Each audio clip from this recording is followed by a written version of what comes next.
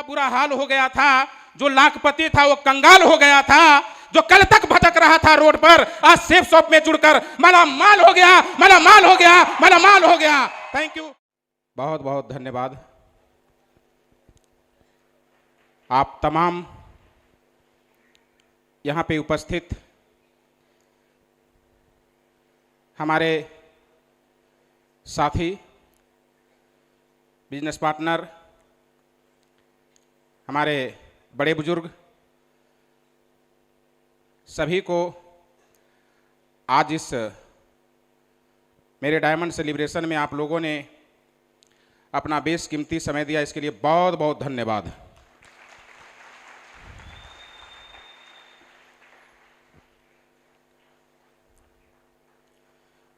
कुछ भी बोलने से पहले मैं उस परमपिता परमेश्वर को सशत नमन करता हूं कि आज जिनके वजह से ये 84 लाख योनियों में मुझे मानव योनि में जन्म दिया। सबसे पहले मैं उस परमपिता परमेश्वर को नमन करता हूं, क्योंकि अगर किसी और योनि में होता तो शायद आज डायमंड बनने का सपना मैं जीवन में कभी देखता भी नहीं। दोस्त, डायमंड बनने की तू दूर, कभी सोचता भी नहीं। क्योंकि आज सारे यहां पे जितने भी लोग बैठे हैं, सारे लोगों का ये डायमंड एंट्री देखने के बाद एक मन में तो जरा सा जिज्ञासा हुआ होगा ना, डायमंड बनना चाहिए। और ये सपना देखता वही है जो आदमी है। हेलो, और जिनके अंदर सपना ही नहीं है वो आदमी रूपी, इसके आगे हम नहीं बोलेंगे। समझदार हैं, इशारा से काम चलाएंगे। समय मुझे कम मिला है, बोलना कम है, समझना ज्यादा है। दूसरा, मैं नमन अपने माता पिता को मैं करता हूं कि आज जिसकी वजह से मैं इस लायक बना, जिन्होंने मुझे उस गरीबी में पाल पोस कर, अपना पेट काट कर, अपनी सारी इच्छाओं को मारकर और हम 5 भाई बहन को पाल पोस कर बड़ा किया। धरती पे माता पिता तो बहुत होते हैं मेरे मित्र, लेकिन हमारे माता पिता कुछ अलग ही हैं। आज ये खुशी के माहौल में मैं बहुत खुश भी हूं, लेकिन थोड़ा सा मैं पीछे रह गया दोस्त, थोड़ा सा पीछे रह गया। शायद मेरे अंदर क्या कमी हो गई, परमपिता परमेश्वर को क्या मंजूर था, मुझे नहीं मालूम। लेकिन मैं ये डायमंड बनने का सपना आज नहीं देखा था। ये डायमंड बनने का सपना 26 फरवरी 2018 को इसी जेपी पैलेस में सबसे लास्ट वाला चेयर पे पीछे में मैं और मेरी मैडम बैठी थी, और माननीय श्रीमान, मैं चाहूंगा उन शख्सियत का मैं जब नाम लूँ ना, जोरदार ताली से जरूर स्वागत करेंगे। माननीय श्रीमान रविशेखर सर, थैंक यू। उन्हीं का डायमंड सेलिब्रेशन देखने के बाद मेरे अंदर एक जुनून सा पैदा हो गया, मानो कि मैं उसी दिन से पागल हो गया था डायमंड बनने के लिए। तो मैं पागल हुआ था डायमंड बनने के लिए कि मैं डायमंड बनूंगा। लेकिन डायमंड बनना क्यों चाहिए ना, तो मैं श्रीमान शिव कुमार मिश्रा सर को भी सशक्त नमन करता हूं। एक बार इनकी जूम मीटिंग पे मैंने एक मीटिंग अटेंड किया था, और सर ने बताया, सारे लोग अपना ड्रीम बताइए, सपना क्यों डायमंड बनना चाहते हैं। तो कोई लोग बोला गाड़ी, बंगला, बैंक एजुकेशन, बच्चा बढ़िया एजुकेशन, ये वो दिस डैट। लेकिन मैंने उस दिन बोला था, शायद सर को याद भी होगा, कि नहीं सर मुझे इसलिए डायमंड नहीं बनना है सर, मेरे सर पे, मेरे ललाट पे कुछ लोगों ने चोर लिख दिया था, चोर है ये चोर। सर मुझे तो इसको मिटाने के लिए डायमंड बनना है सर, ये मिटाने के लिए कि मैं चोर नहीं हूं, मैं चोर नहीं था, मेरे पे इल्जाम लगाया गया था कि ये चोर है। मेरे दोस्त, वो वक्त था, वो बुरा वक्त था जिन्होंने मेरे मीनार पे लिखा था, और कोई और नहीं, मेरे परिवार वालों ने ये लिखा था, मेरे जानने वालों ने लिखा था। दोस्त एक चीज याद रखिएगा, सुख में सभी परिवार शामिल होते हैं, लेकिन जब दुख की मुसीबत पड़ते हैं ना, तो वो परिवार आपके परिवार साथ नहीं होंगे, बल्कि आपके ऊपर इंजाम पे इंजाम, इंजाम पे इंजाम, इंजाम पे इंजाम लगाते जाएंगे। साला ये चोर है, नालायक है, निकम्मा है, नकारा है। मुझे यहां तक बोला गया था, मेरे फैमिली वालों ने मेरे पिताजी से बोला था, आपका बेटा आवारा है, ये जीवन में कुछ नहीं करेगा। आज मेरे पिताजी शायद होते तो मैं उनके चरणों में जरूर बोलता कि पापा मैं गलत नहीं था, मैं गलत नहीं था।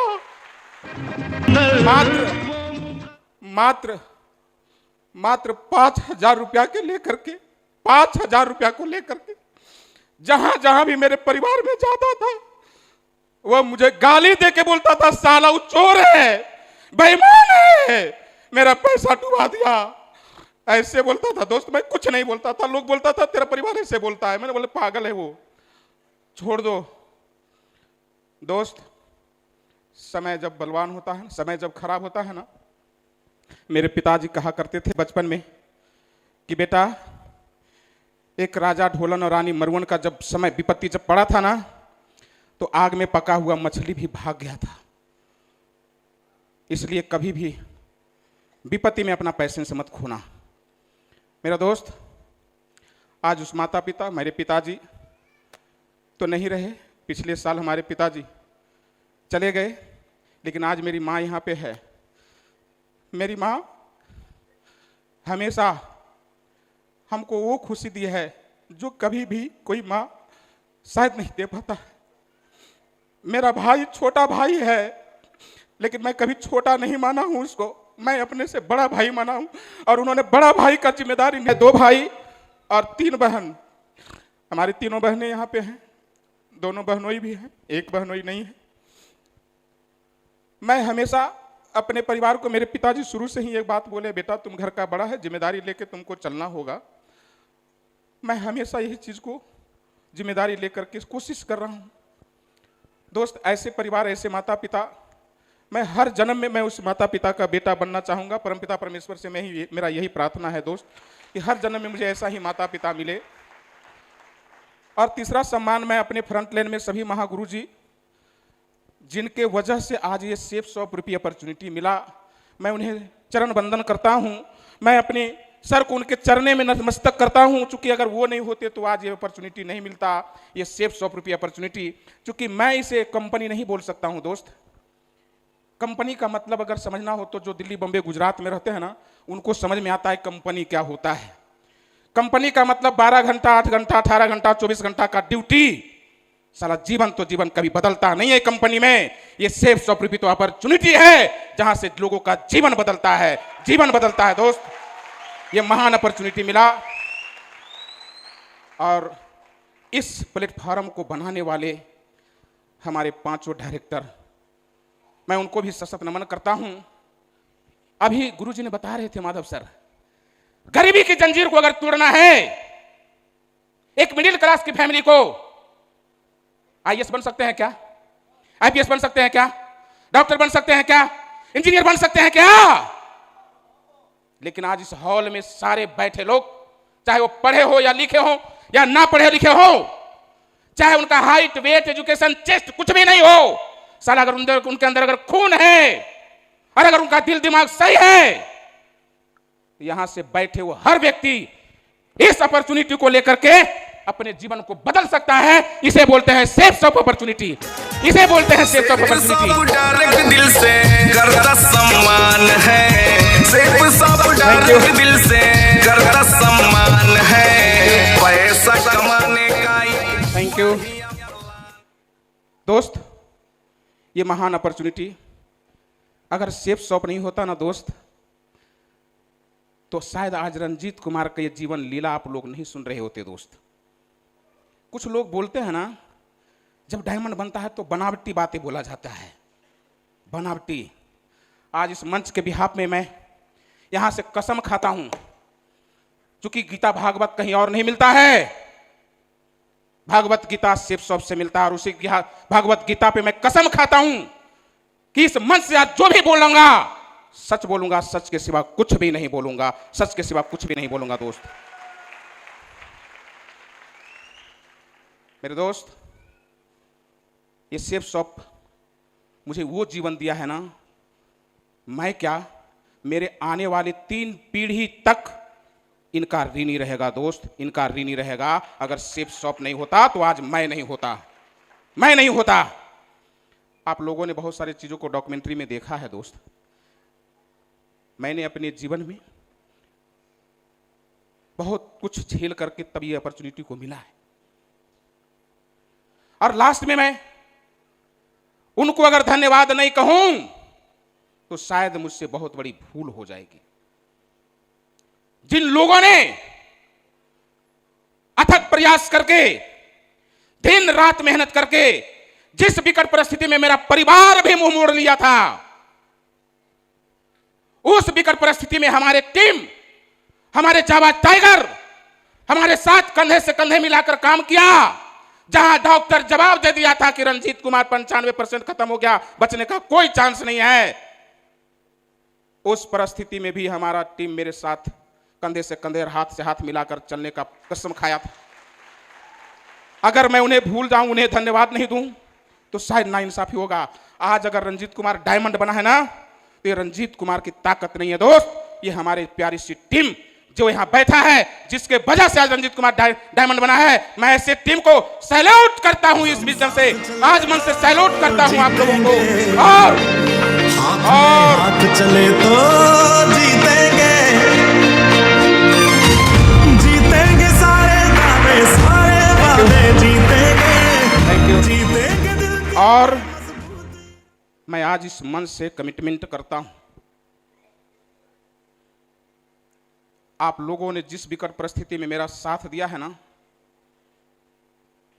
जब तक मेरे अंदर श्वास चलते रहेगा, जब तक रंजीत कुमार जिंदा है, आप लोगों के साथ कंधे से कंधे और हाथ से हाथ मिलाकर सेफ शॉप में जीना मरना तेरे संग, इसके सिवा कहीं जाने के लिए कभी रंजीत कुमार सोचा भी नहीं है दोस्त। जिंदगी भर आपके साथ खड़े हैं, आपने जो सपोर्ट किया है, आज से जो रंजीत कुमार का ये जिम्मेदारी मिला है, आज मुझे डायमंड बनाए हो ना, आज से मैं यहां से कसम खाता हूं कि अपनी टीम से एक एक बंदा को खींच कर इसी जेपी पैलेस में मैं सम्मानित कराऊंगा और सारे लोगों को डायमंड बनाऊंगा। ये मेरा कमिटमेंट है, ये मेरा कमिटमेंट है। Thank you, thank you. Safe shop से पहले की अगर बात करें, आप लोगों ने सारा डॉक्यूमेंट्री में बहुत सारी चीज देखी भी होंगे।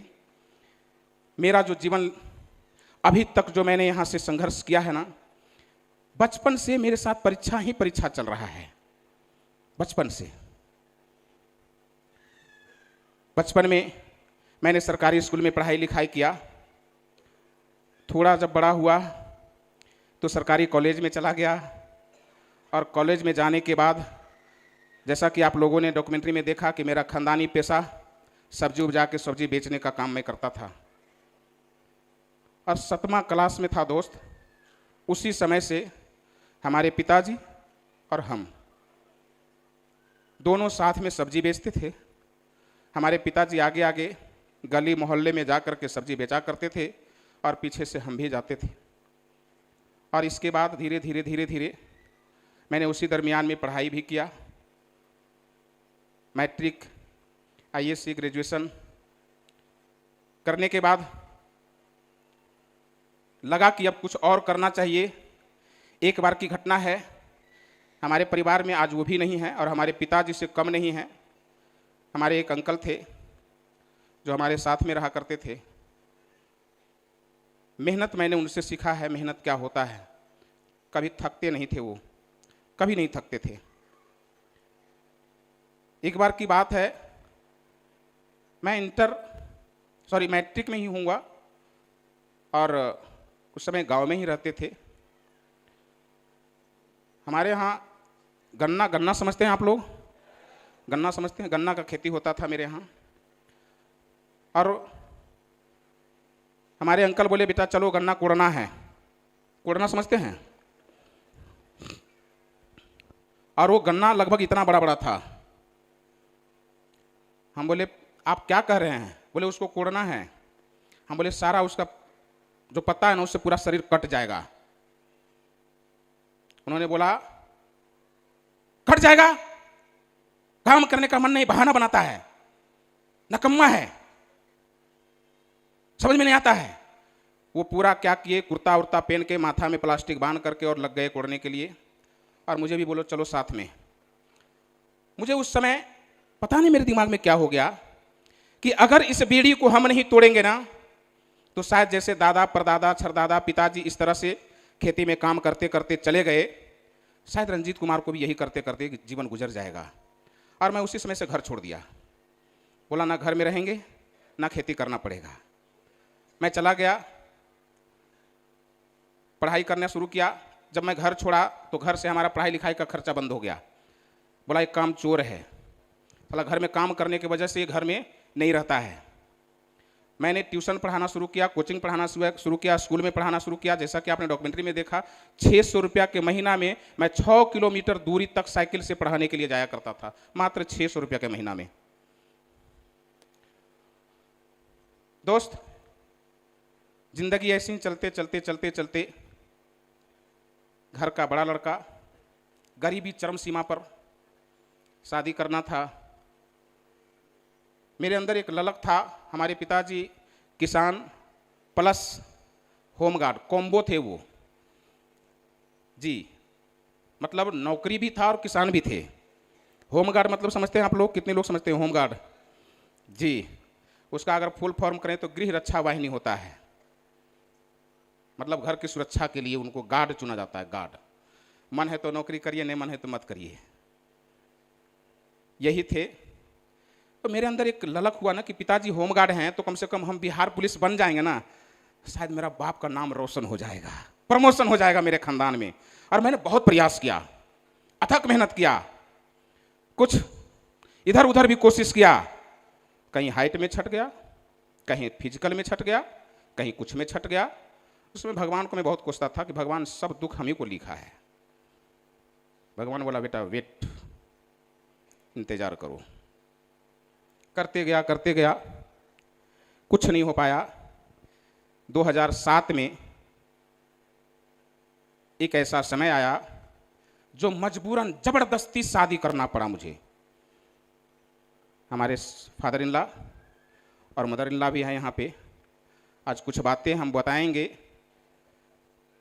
क्षमा चाहेंगे, क्योंकि जो घटना है बताना जरूरी है। हमारी शादी जो हुई थी ना,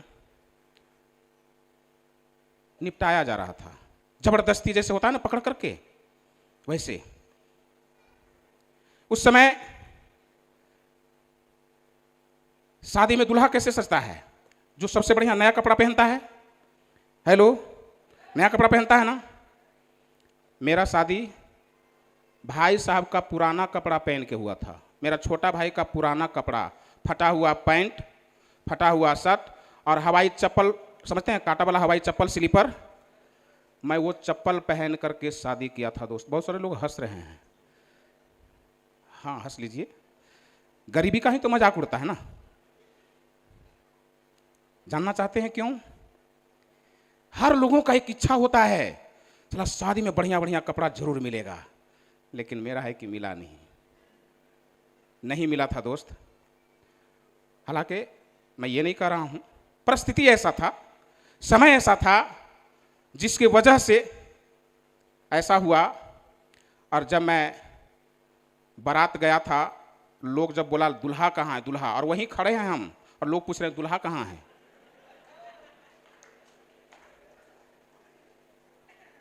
तो जो लोग गए थे, जो करीब से देख लिए थे ना, वो पहचान गए थे, क्योंकि उस समय गुस्सा से हम शेविंग भी नहीं कराए थे, इतना बड़ा बड़ा मेरा दाढ़ी था, सब पूरा ऐसा ही पागल।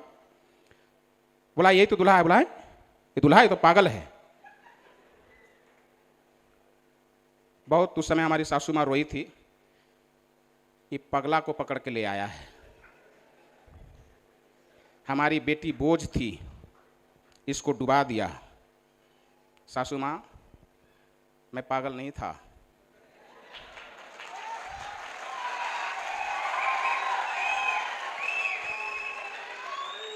थैंक यू शेफ साहब।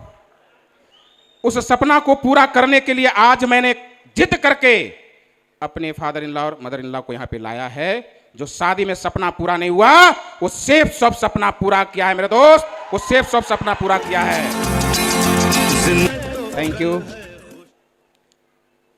My dear friends. शादी के बाद, शादी के बंधन में बन जाने के बाद लायबिलिटी और बढ़ गया।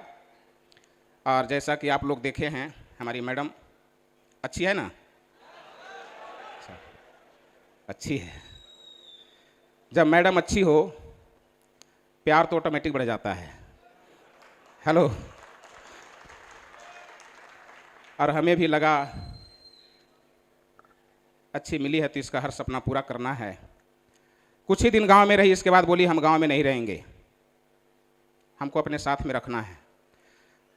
और मजे की बात बता दें, शादी हुआ था उस समय 9th में थी ये।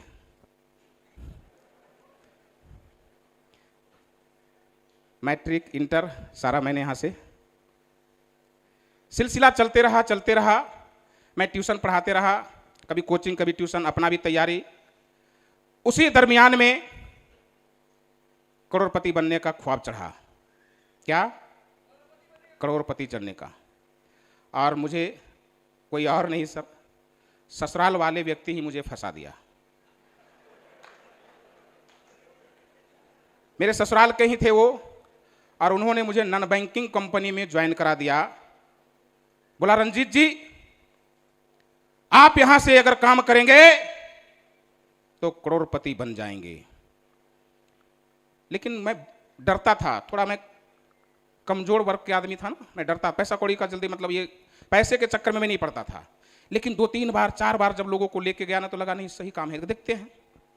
और मैंने शुरुआत किया, और शुरुआत करने ही लगभग 1.5 महीना मात्र कंपनी चला होगा। कितना? 45 दिन।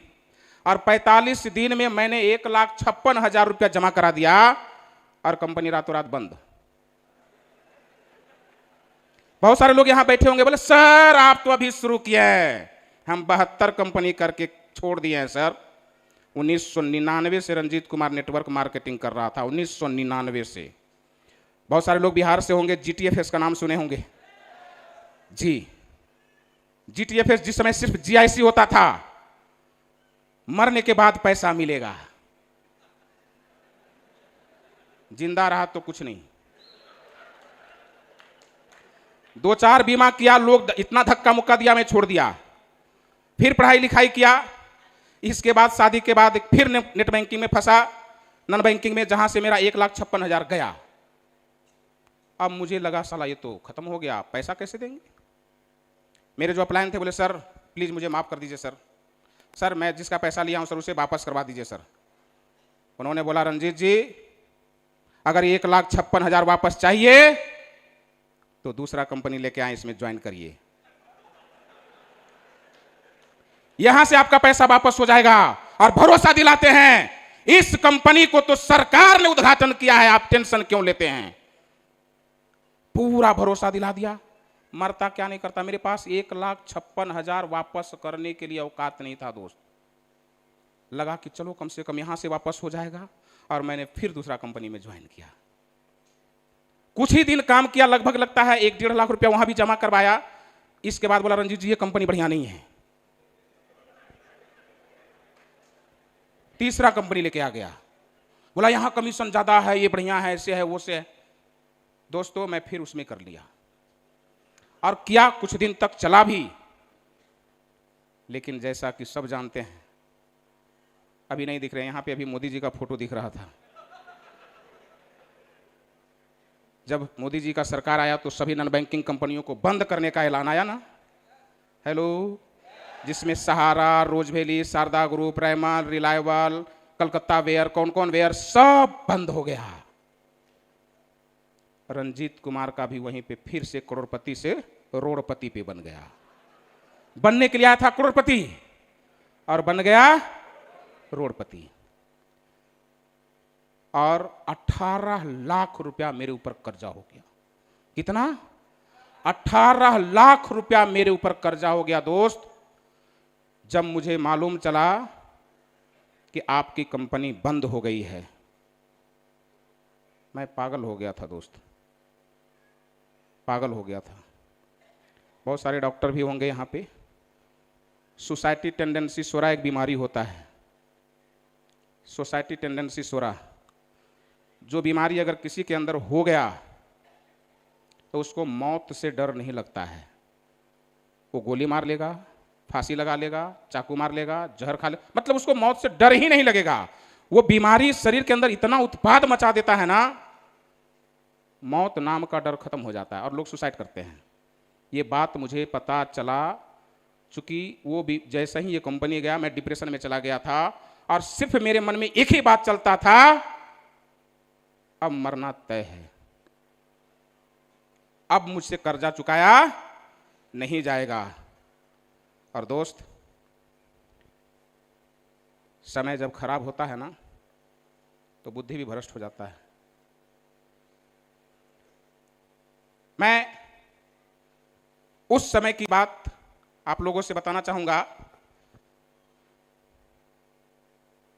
एक समय ऐसा भी हुआ, ये सिलसिला चल रहा था, कुछ दिन के लिए मैंने मैडम को समझाया कि अब क्या करेंगे, चलो घर में रहते हैं। क्योंकि मेरा घर और टाउन मुश्किल से 2 किलोमीटर का दूरी है, 2 किलोमीटर का दूरी। मैंने मैडम को बहुत समझाया बुझाया, बोला 1 रुपया तो खाने के लिए है नहीं पैकेट में, ऊपर से इतना कर्जा हो गया है, चलो घर में रहेंगे। मैडम का दिल तो गवाह नहीं कर रहा था सर, लेकिन फिर भी गांव में घर में रहना शुरू किए। और घर में जाने के बाद उस समय का जब स्थिति याद आता है ना, आज भी मेरे आंख से आंसू आता है। मेरे ऊपर कर्जा था और मैं दिन रात मार्केट में दौड़ता था कि कहीं नौकरी मिल जाए, कुछ नौकरी मिल जाए, कुछ काम मिल जाए। क्योंकि मैं जैसा बताया ना कि मैं मैट्रिक के बाद खेती के काम से मुझे बहुत एलर्जी हो गया था। मुझे लगता था ये काम से मेरा जीवन नहीं बदलेगा, कुछ ना कुछ अलग करना पड़ेगा, कुछ ना कुछ अलग करना पड़ेगा। तो मैं हमेशा सोचता था कुछ ना कुछ मिल जाए, मार्केट में कुछ काम मिले, कुछ काम मिले। और मैं इधर दर बदर भटकता था और शाम को जब घर जाता था ना तो घर का माहौल देख कर करके मेरे अंदर अंदर मतलब इतना मैं इतना रोता था। क्योंकि जब घर में जाता था तो मैडम अलग, हमारी मम्मी अलग, भाई अलग, बहन अलग, कोई किसी से बातचीत नहीं, सब लड़ जाता था, सब एक दूसरे से झगड़ जाता था। क्यों? क्योंकि रंजीत कुमार पैसा नहीं कमा रहा था, ये डुबा दिया था पैसा, 18 लाख रुपया कर्जा था। और उस समय मुझे लगता था कि मैं किसको बोलूं, किसको डांटूं। भाई को अगर कुछ बोलते हैं तो गांव वाले बोलेगा वाह देखो दोनों भाई में तांडव हो गया। माँ को अगर कुछ बोलते हैं तो लोग बोलेगा कैसा नालायक बेटा है, माँ से झगड़ा करता है। मैं किसी को कुछ नहीं बोलता था दोस्त, और गुस्सा बरता था तो मैं अपनी मैडम को ही डांटता था, फटकारता था।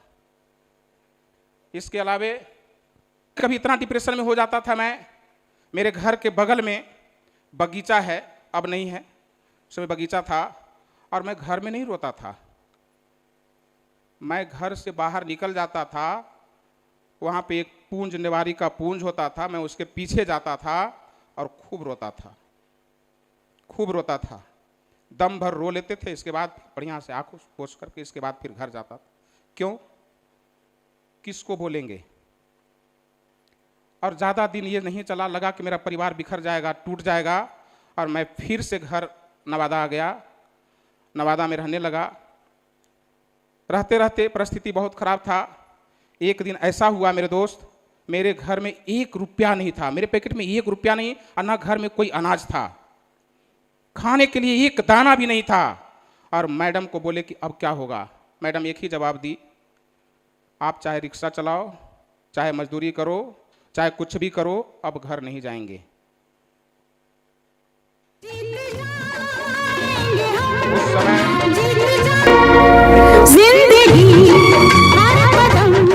Thank you. उस समय मुझे लगा कि चलो जाते हैं घर से कुछ अनाज ले आएंगे, और मैं घर गया था दोस्त। पिताजी थे उस समय। जब घर गया ना दोस्त, पिताजी बोले बेटा सब ठीक ठाक है? बोले हाँ पापा सब ठीक है। मेरा मुंह नहीं खुला कि मेरे घर में खाने का अनाज नहीं है। मैं स्वाभिमानी हूं दोस्त। और हमारे पिताजी बोले बेटा कुछ आलू है, और उस समय आम का सीजन था, कुछ आम था, बोला बेटा इसको लेते जाओ।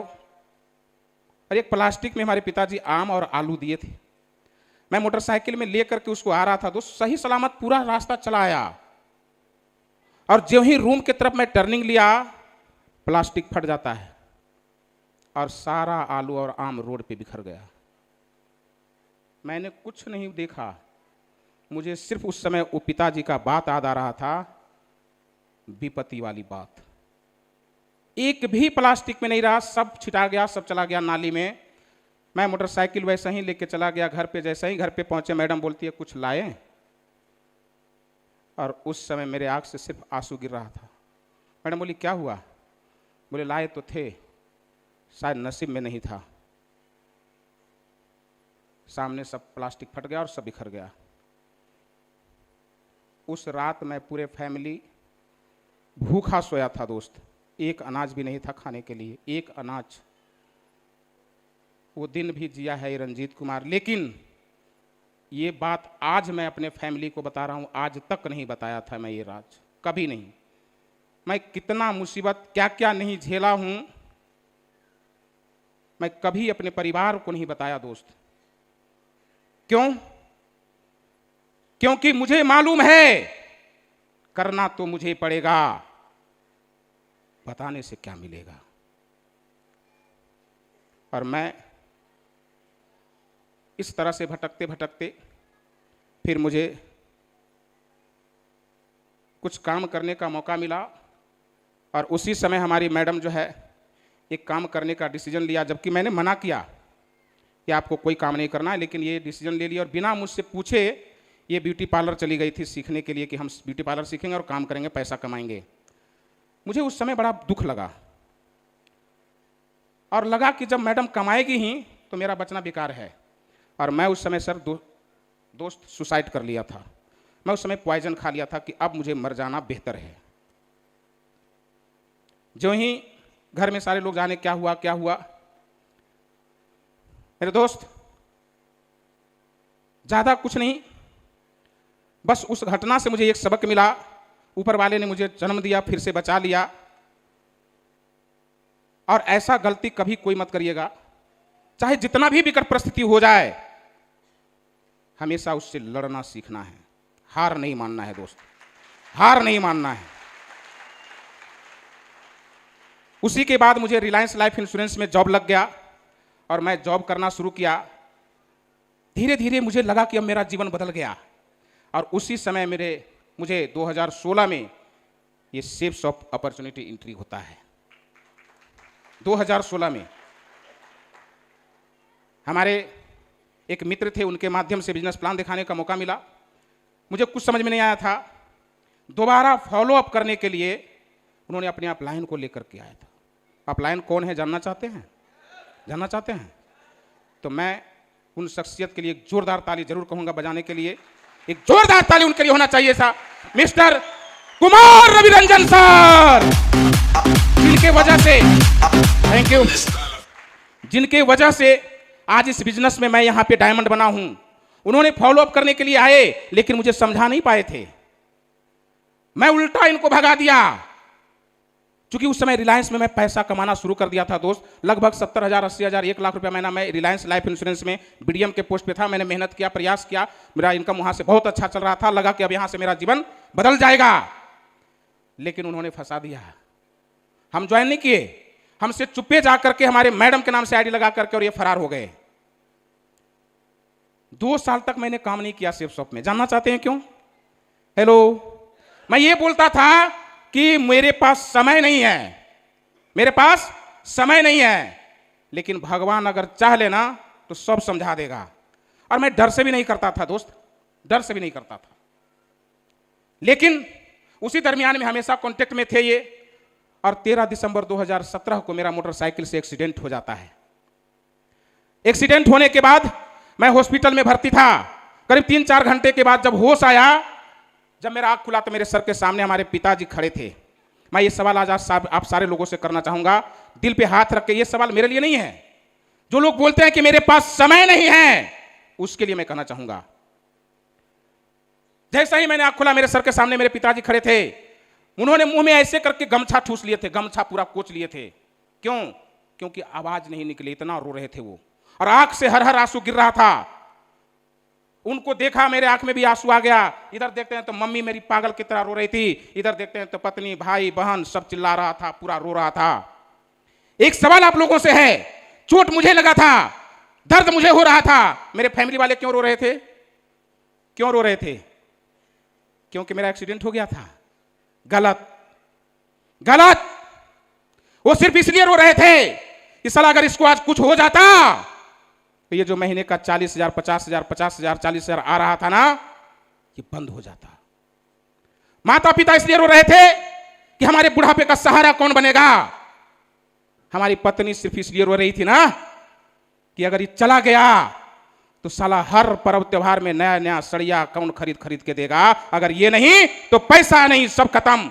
कोई प्यार व्यार नहीं होता है दोस्त, दुनिया पैसे से प्यार करता है। अगर पैसा नहीं है ना तो पाकिस्तान से भी इंडिया चलाता है, मालूम है कि नहीं है? पैसा सबसे बड़ा चीज है। उस समय मुझे एक ही बात समझ में आया। करीब 2 महीना मैं बेड पे पड़ा था। 2 महीना के बाद मेरे जो अपलाइन है आकर के एक सवाल किए, रंजीत जी अगर आज आपके साथ कुछ हो जाता तब आपके परिवार को क्या होता? बोला सर बात तो बिल्कुल सही है, मैंने तो सोचा ही नहीं था। फिर मैंने इनसे सवाल किया, सर मैंने बहुत नेटवर्क मार्केटिंग किया है, बड़े बड़े वादे किया है, लोग पूरा आज तक जीवन में नहीं हुआ है, क्या सेफ शॉप में होता है, पैसा आता है क्या? बोला भरोसा नहीं है।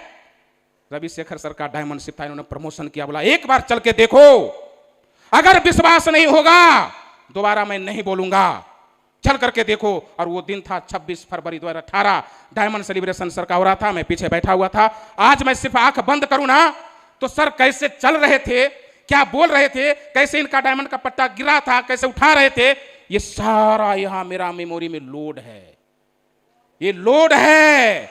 और उसी दिन मैंने कसम खाया था जब इन्होंने, सर ने आया स्टेज पर से और बोला कि आज से 4 साल पहले ये रवि शेखर कुमार टूटा हुआ साइकिल से चलता था, लेकिन आज सेफ शॉप के वजह से साला न्यू ब्रांड ऐसी कार से चलता हूं, मैं न्यू ब्रांड ऐसी कार से चलता हूं। तीर यहां पे लग गया कि जब ये साइकिल से चलने वाला बंदा अगर डायमंड बन सकता है, साला रंजीत कुमार के पास तो मोटरसाइकिल है, डायमंड बनने से पहले तो मर भी नहीं सकता है। साला एक बार तो डायमंड बन के दिखाना होगा, एक बार तो डायमंड बन के दिखाना होगा। और उस दिन मैंने कसम खा लिया कि अगर एक बाप का बेटा रंजीत कुमार है, साला डायमंड बनेगा, इसके अलावा कुछ नहीं करेगा। उस समय मैं नौकरी कर रहा था, सैलरी कितना था? 50,000, 40,000, 70,000, 80,000 रुपये महीना आता था। बेसिक सैलरी मेरी 40,000। कोई भी रिलायंस लाइफ इंश्योरेंस में अगर जान रहे होंगे तो बीडीएम सर्च कर लीजिए, बिजनेस डेवलपमेंट मैनेजर में था। 40,000 मेरा सैलरी था। मेरे अंडर में 62 एडवाइजर काम कर रहे थे। लेकिन भूत सवार हो गया, परिवार सुरक्षित नहीं था मेरा। वहां पे कोई भी नौकरी वाले भाई साहब हाथ उठाएं कि मेरा परिवार सुरक्षित है?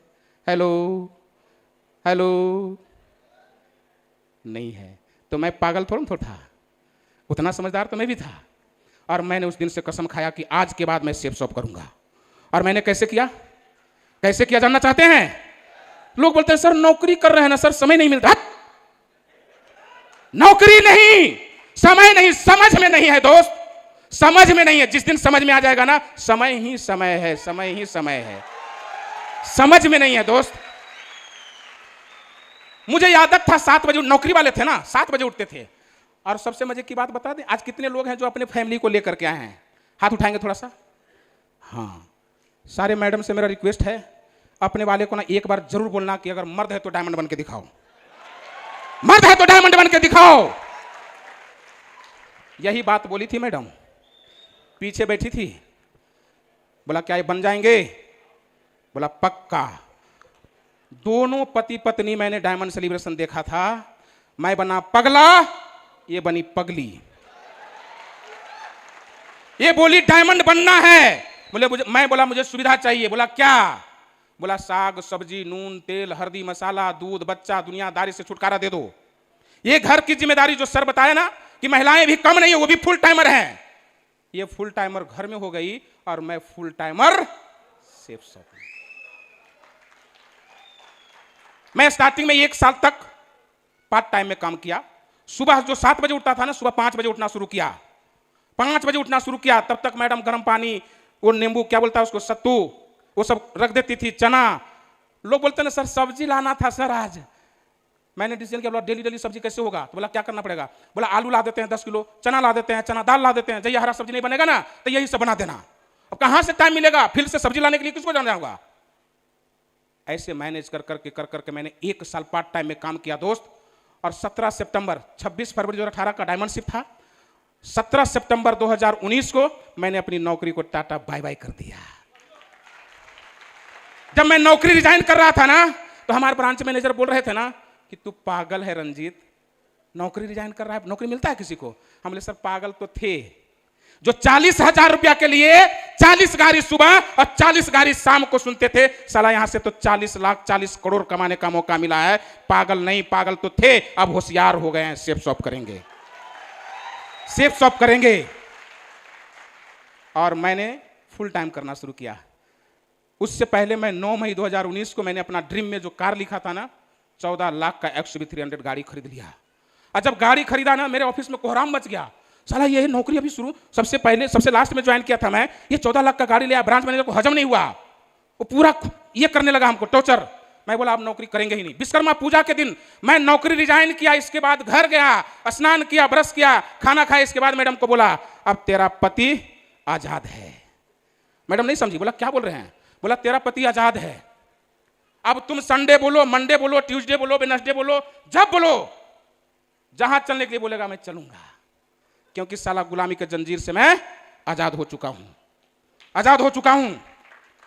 बोले क्या किया? बोले नौकरी रिजाइन। मैडम को थोड़ा सा शौक लगा, चूंकि उस समय लगभग 40,000 रुपया सेफ शॉप से भी आ रहा था और 40,000 उधर से रिलायंस से भी आ रहा था, मोटा माल आ रहा था ना। यही बिजनेस को रोक देता है दोस्त, यही डिसीजन नहीं ले पाते हैं लोग। उनको लगता है साला ये टीम बन गया है, मेरा स्टाफ है, ये तो अब काम करेगा, पैसा आएगा, नौकरी भी करो ना, क्या मजा है, क्या दिक्कत है, करो। और यहां टीम टूटना शुरू हो जाता है। मेरे दोस्त, उस समय मैंने किसी से सर से भी नहीं पूछा था कि मैं नौकरी रिजाइन कर रहा हूं, किसी को नहीं। मैं रिजाइन करने के बाद बोला सर को कि मैं नौकरी रिजाइन कर दिया हूं सर, अब मुझे डायमंड बनना है सर, अब मुझे डायमंड बनना है। हमारे ससुराल वाले, हमारे घर वाले सब बोल रहे थे पागल हो गए हैं मेहमान, आप नौकरी रिजाइन कर दिए। मैंने फुल टाइम काम करना शुरू किया दोस्त, 1 बार नहीं 55 बार विदेश क्वालिफाई किया। इसके बाद 2019 में नौकरी रिजाइन, 2020 में लॉकडाउन, परीक्षा की घड़ी शुरू। जैसे ही लॉकडाउन लगा मैंने नौकरी रिजाइन कर दिया और गाड़ी भी खरीद लिया। अब मेरे परिवार वाले क्या कर रहे थे, बेटा फंस गया, जो पैसा कमाया था जरी मनी, ये गाड़ी ले आ, साला दिखाता है सबको। अब देखना 6 महीने के बाद गाड़ी चला जाएगा, इसका खिंचाएगा गाड़ी। अब मेरे परिवार में मेरे गोतिया परिवार जो होते हैं ना, बोला था कि रंजीत कैसे चल रहा कंपनियां? हम बोले अब नहीं चलता है। बोला क्या? बोला अब उड़ रहा है, क्योंकि लॉकडाउन में चलने की बात कहां है, लॉकडाउन में तो उड़ता है। और मैंने काम करना शुरू किया और उसी लॉकडाउन में मेरा टीम सूरत में बना। उसी लॉकडाउन में जूम पे मीटिंग कर करके जितना भी मेरा दूर दूर का लोग था ना, सबको मीटिंग दिखा के, प्लान दिखा करके सूरत में बना दोस्त। और 2020 के लास्ट में ही लॉकडाउन जो खत्म हुआ, हम हमारी मैडम डिसीजन लिए कि चलो अब सूरत में काम करेंगे। और मैं वहां गया दोस्त, अप्रैल में मुझे कोविड हो गया। कोविड इतना भयानक हुआ, डॉक्टर्स को बोला नहीं बचेगा तुम, 95% डैमेज है। मैंने डॉक्टर को बोला डॉक्टर साहब आप जो है आपका ये रिपोर्ट गलत है, मैं 95% ठीक हूं, 5% तो डैमेज हुआ हूं अभी। आप इलाज करो, इलाज करो। लगभग 6 दिन में उस समय ऑक्सीजन लेवल पे रहा था, मैं ठीक हो गया दोस्त। मैं पुनः गांव आ गया, लगा अब कोई बात नहीं, फिर से मैं सूरत चला गया और दोबारा गया। दोबारा जाने के बाद कोविड में जो दवा चला था, ये जो मैं अभी ऐसे चल रहा हूं ना, मैं बचपन से ऐसे नहीं हूं। मेरे पास कई मेडल हैं, दौड़ का, कुश्ती का, रनिंग का, सारे चीज़ का। मैं अपने स्कूल में कुश्ती में भी, दौड़ में भी, सारे चीज़ में मैं मेडल लिया हूं। ये 3 जनवरी 2022 को अटेंडम रात में मेरे पैर में दर्द उठता है और उसी दिन से लीला चालू हो गया दोस्त। और मात्र 25 दिन के अंदर अंदर, मैं बहुत सारा डॉक्टर से दिखा रहा था उस समय भी, 25 दिन के अंदर अंदर मैं सूरत में किरण हॉस्पिटल है, बहुत बड़ा हॉस्पिटल है, किसी से मालूम चला, मैं वहाँ गया। जैसे ही मैं गया वहाँ पे डॉक्टर देखा, बोला आपका दोनों पैर खत्म हो गया। एवियन नामक बीमारी है, आप सर्च करेंगे एवियन, जो दोनों हिप को डैमेज कर देता है। ये 70% डैमेज और ये 50% डैमेज हो चुका है, कुल्हड़ जिसको बोलते हैं, वो सड़ गया है। इस स्थिति में डॉक्टर दंग रह गया। दोबारा जब मैं गया, बोला आप चल कैसे लेते हैं, दर्द नहीं होता है क्या? मैंने डॉक्टर साहब को बोला दर्द किसको बोलते हैं? बोलता है दर्द किसको बोलते हैं? दर्द तो भूल गया मैं। जानना चाहते हैं क्या कहते हैं? जब जब दर्द होता है मुझे जानना चाहते हैं क्या कहते हैं? दर्द तो रुकने का अब नाम नहीं लेता है, सब्र से दिल भी मेरा अब काम नहीं लेता है। सिर्फ सब आने के बाद सब्र कहाँ है, दर्द कहाँ है? लोगों को एक कानी अंगुली फ्रैक्चर कर जाए सर, एक कहानी अंगुली अगर फ्रैक्चर कर जाए, सर मेरा तो कानी अंगुली फ्रैक्चर कर गया, कैसे फील्ड में जाएंगे? कौन बोलते हैं? जिनको भविष्य की सुरक्षित, जिनको भविष्य का चिंता नहीं है दोस्त, वो लोग बोलते हैं। बेइंतहा दर्द होता है। दर्द पूछना चाहते हैं तो मेरे फैमिली वाले से पूछो, हमारे बच्चे से पूछो, मैं कैसे बेड पे रहता था, कितना दर्द होता था मुझे। इसके बावजूद भी मैं ऑक्सीजन में था कोविड में। इसके बाद भी मैं अपने टीम से कहा, लो कहाँ है हमारे टीम टाइगर लोग, जरा खड़े हो जाओ, सारे लोग खड़े हो जाओ, जितने भी लोग हैं सारे लोग। मैं कोविड में था ना, इसके बाद डॉक्टर मना कर दिया था मोबाइल नहीं लेना है, लेकिन बोला अगर मैं टीम से नहीं बात करूंगा तो मैं मर जाऊंगा, मुझे मोबाइल दे दो। मैं बात नहीं करता था, मैं वीडियो कॉलिंग करके सिर्फ ऐसे ऐसे करता था, हेलो, मैं ऐसे करता था दोस्त। इसलिए बोलता था टाइगर टेंशन मत लो, रंजीत अभी भी जिंदा है, अभी भी जिंदा है। लोग टीम से बात नहीं करते हैं और हम बात नहीं करते हैं तो दिल नहीं लगता है। सिलसिला ये जो है ना, ये ऐसे नहीं, डायमंड सिर्फ ऐसे हासिल नहीं होता है। डायमंड बनना कोई खेल नहीं है बच्चों का। डायमंड बनना कोई खेल नहीं है बच्चों का। निकल जाता है तेल यहां अच्छे अच्छों का। कुछ लोग बोलते हैं हम लाट साहब हैं, हमारे पास बहुत पैसा है, एक बार जेपी पैलेस बुक करके ऐसा फंक्शन करके दिखा दो, सेफ शॉप में करने की जरूरत नहीं है। नहीं है, मेरा 3 पीढ़ी आगे और 3 पीढ़ी पीछे तक मैं कंपनी में, मैं ऐसा कैलकुलेशन कर लिया हूं ना सर, कभी जीवन में नहीं होता सर, ये कभी जीवन में नहीं होता ये सपना पूरा। Thank you safe shop, salute है मुझे ऐसे महान अपॉर्चुनिटी को, इन डायरेक्टरों को सशक्त नमन है जिसके वजह से आज ये सपना, ये घोड़ा गाड़ी दुनियादारी। हेलो, कम से कम इसके लिए एक बार तो डायमंड बनने की जरूरत है दोस्त, एक बार तो डायमंड बनने की जरूरत है। जिस समय दोनों पैर मेरा डैमेज हो गया, मैं बहुत सा जगह इलाज करवाया लेकिन कहीं से कोई उपाय नहीं। डॉक्टर बोला रंजीत जी आप हिप चेंज करवा लो, कुछ डॉक्टर सलाह दिया हिप चेंज कराओ, कुछ डॉक्टर बोला रंजीत जी अगर आपके अंदर जुनून है तो जब तक चल रहे हैं चलते रहिए, हिप चेंज मत करवाइएगा, क्योंकि अभी आपका उम्र नहीं है। अगर एक बार ये हिप कट गया ना, आर्टिफिशियल लग गया ना, अब कहीं वो खराब हो गया तो आप बन जाएंगे जिंदा लाश, फिर वो दोबारा फिर खतरा है। जब तक आप एकदम बेड पे मत नहीं चला जाओ तब तक हिप चेंज नहीं कराना।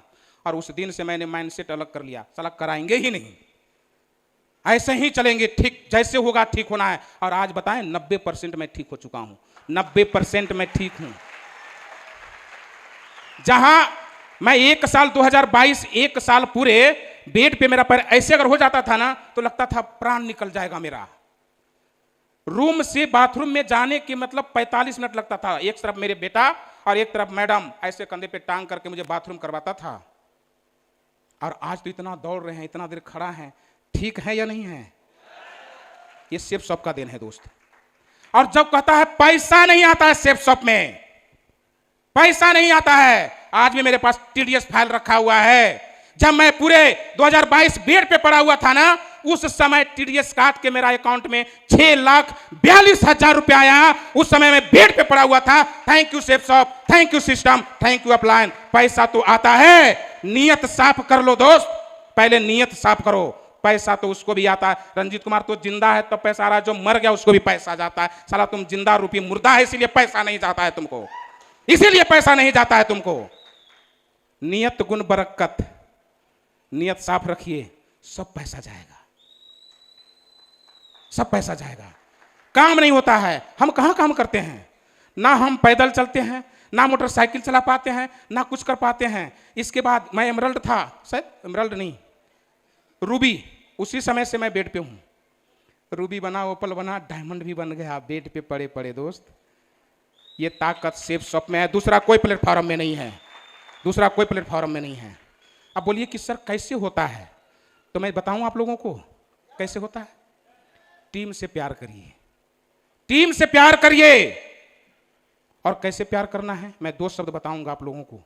ना, आप जितना प्रेम अपने बीवी बच्चा से, परिवार से करते हैं ना दोस्त, बस उसी तरह से अगर अपनी टीम से प्रेम करना शुरू कर दीजिएगा ना, आपका डायमंड बनना तय है, डायमंड बनना तय है। हम लोग टीम को ना नौकर समझ लेते हैं और अपलाइन को स्टाफ समझ लेते हैं। खड़े हैं हमारे गुरुदेव यहां और हमारे गुरुदेव वहां। जब सर का फोन और सर का फोन आता है ना, तो मेरा दिल धक धक करने लगता है। जानते हैं क्यों? पता नहीं कुछ ऐसा अनबन हो जाए, कहीं मेरा करियर चौपट ना हो जाए।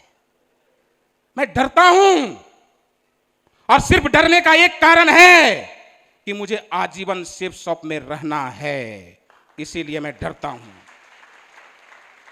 इसीलिए मैं डरता हूं।